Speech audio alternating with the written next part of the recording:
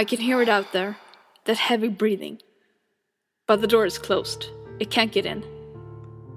It is odd how safe you feel when you close the door. It gives a false sense of security, like that flimsy piece of wood would keep out anything. We started that fantasy when we were children, the idea that the monsters could not get out of the closet if the door was closed, and we still had that as adults, but we refused to admit it.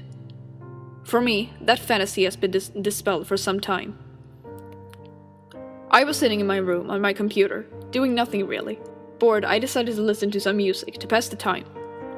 As I plugged in my headphones, I instinctively closed the door to my room. So no one comes in without you hearing them. I don't know why I do that, since I live alone, but that is not the point. I went on working and enjoying my music for some time, oblivious of everything around me. When I was done, I removed my headphones, and that is when I finally heard it. It was a heavy, wet breathing sound, as if someone had a throat filled with mucus. I whipped around to look behind me, expecting to see some monstrosity lurking in my room. But there was nothing. My room was empty. The sound was not even coming from my room. The sound was coming from behind my closed door. There was no doubt. Something was standing on the other side of the door. I could only hear the breathing, but I swear I could feel that thing's presence. I could feel it staring at me, its gaze cutting through my door. Hiding at the far end of my room, I waited for it to come in, to fling open the door and charge at me. But it never did. The door remained closed. We both stood there on each side, waiting for the other to make a move. Hours seemed to pass, but the thing did not move.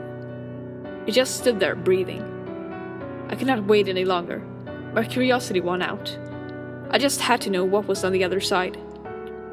I gripped the doorknob and opened the door. To see nothing there was a relief, but it made it worse at the same time. The hallway was empty.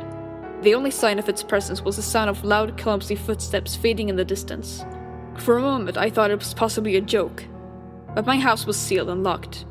Who would have done it? Then I believed it was some freak encounter, a once-in-a-lifetime event with some ghost. I wish I was right on that thought, because it really didn't leave. It is still here. Every time I close the door, I can hear it. The awkward, loud steps of the thing walking to the sealed doorway. The heavy, wet breathing of it waiting on the other side. And it never leaves until I open the door. When I do, there is nothing there. All you can hear is its footsteps as it runs off. And all you can see is nothing. No matter where I go, if there is a closed door, it is on the other side. Wood or glass, it's always there when it is closed. The glass doors don't help. I can't even see through those. The only sign of it I can see is his breath fogging up the glass near the top of the door frame. I haven't gone to the doctor's office, my office, hotels, grocery stores, even busy restaurants, and I still hear it. No matter how loud the chatter and noise, I can always faintly hear that horrid breathing. Others do not hear it. They say they don't see it, but I know it is real.